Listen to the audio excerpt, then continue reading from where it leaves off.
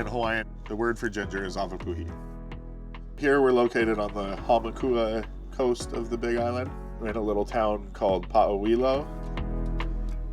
How my dad met Paul was through this little health food store he had in the little town Honeka'a.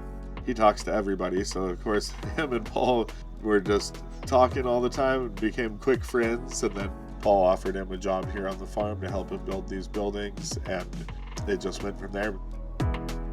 Me and my brothers and sisters, we all grew up on the farm here with Angus.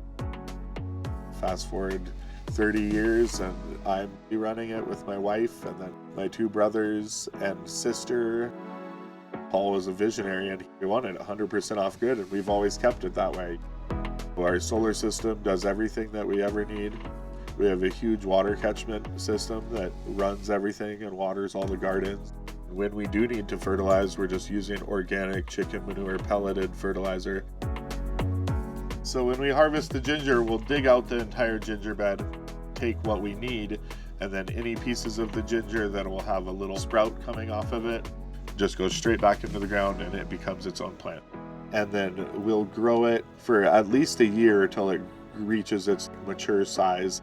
But once all the greenery and dies back to the ground, then we'll harvest it. We'll dig up the root, break it apart into smaller pieces, pressure wash out all the dirt, then be hand washed, cut it up with clippers, and we'll grind that up into a mush.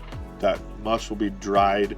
We grind it up to a very fine flour consistency, and then we'll ship off whatever we need to.